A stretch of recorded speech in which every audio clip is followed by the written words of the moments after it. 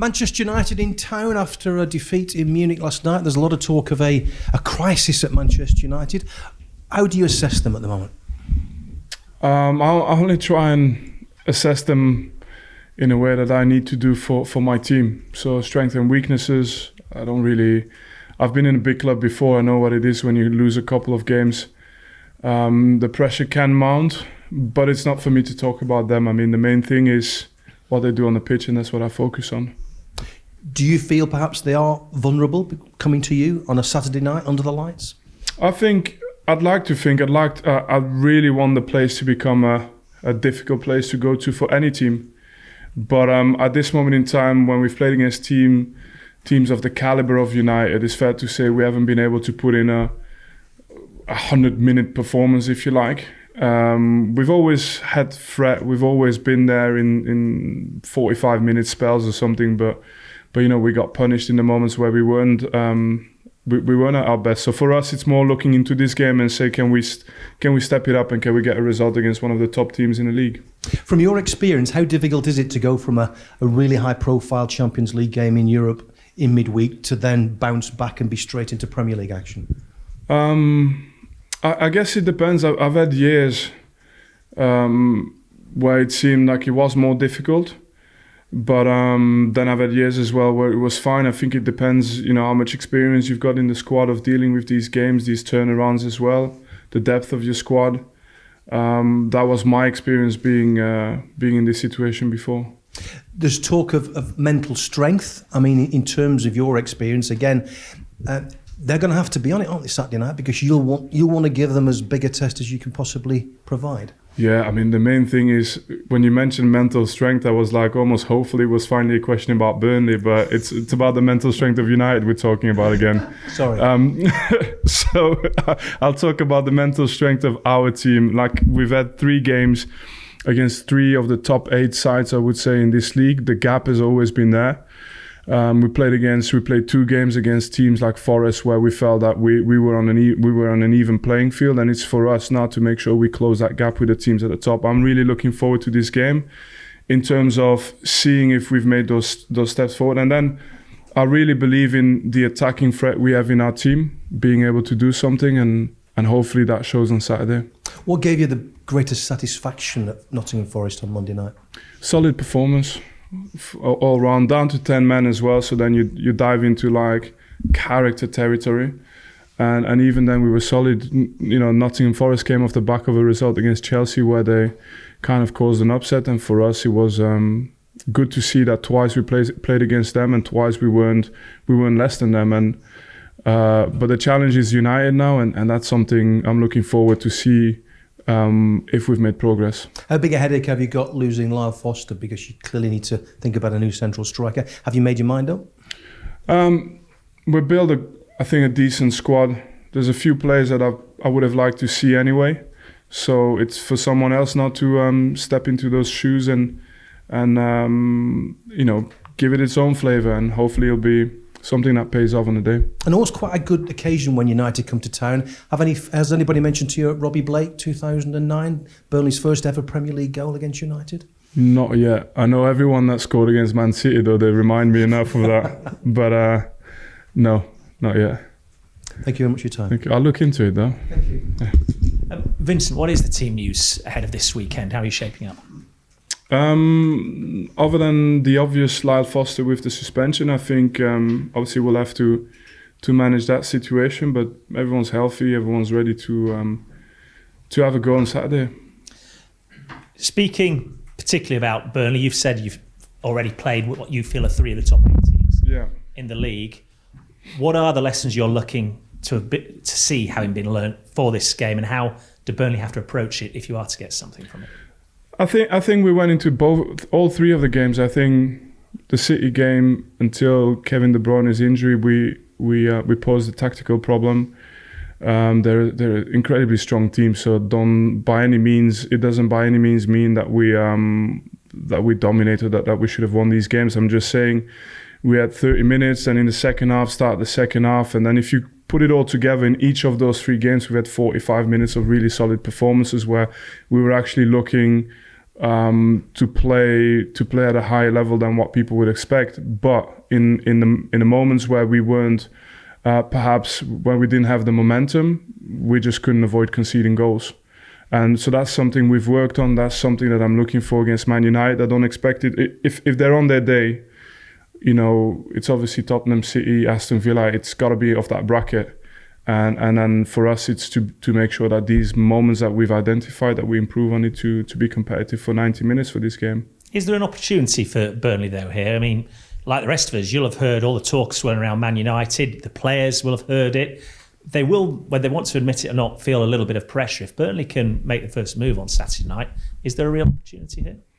Yeah, and yeah, we're not busy with what's happening in the other team. It doesn't concern us.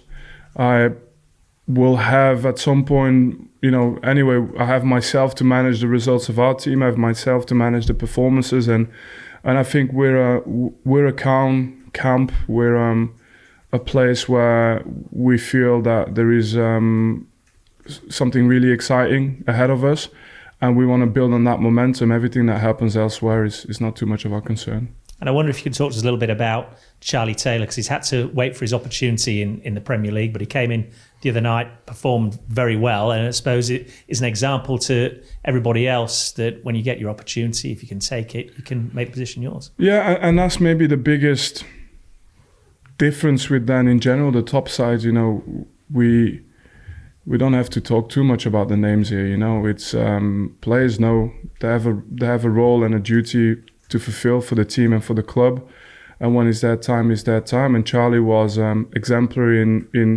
in what he did before he played that game, and the moment we called upon him, he was ready and he performed in an outstanding manner. I think that's something that's really at the forefront of this club, where players know that the club is bigger. You know, the club is for us. It's really important that they're always ready to show on the pitch, and only on the pitch. Everything else we don't want to concern ourselves with that. Thank you very much. Thank you. Shimon, ABC. Hi Vinny. Just on Charlie Taylor and people like Josh Brownhill, Jay Rodriguez, how important is their Premier League know-how going to be as the Premier League wears on this season? Yeah, I mean that's definitely been something we thought long and hard about, to make sure that we had to stock up, meaning in talents, getting players through that would give us the perspective to outgrow perhaps, you know, just struggling in the Premier League and go a little bit beyond that. But at the same time, you have to find balance, and these players give us balance, and in so many moments have been so important for us.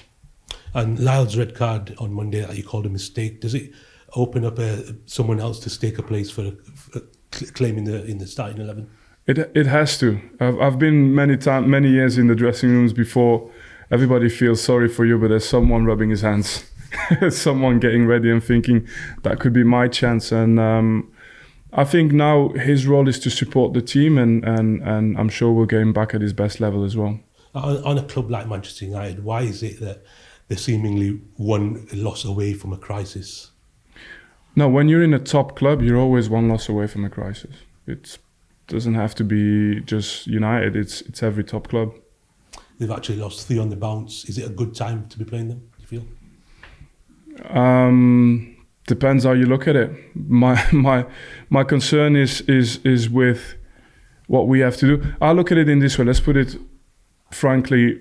In my opinion, I have to prepare our team to play against the best possible United team, with momentum, with ambition, and with all the promise behind them. If they turn up any different way, then we'll see. But I prepare my team for what I've seen them do when they're at their best, and we have to find solutions to play against that.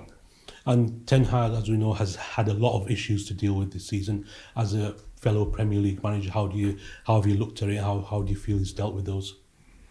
I think just in general, the job of being a manager is no different than being a manager in any other environment. You always need time, and time to adapt, and time to improve whatever you've got in mind. It's not just for Erik Ten Hag, it's for all of us. And one thing this manager has demonstrated is that he's extremely capable. So there's absolutely no doubt in that. And I think that all the rest is it's the outside world, and sometimes you don't control it. And just finally on the Turf Moor atmosphere that you've spoken about, are you particularly excited by this one on a Saturday evening? Yeah, especially we've given our fans, out of 5 games we've played, 2 were away from home, and that's where we seem to have had the most joy. So I would definitely hope that, look, eventually one of these games will be ours, and I think the whole team lives to deliver this kind of moment for our fans.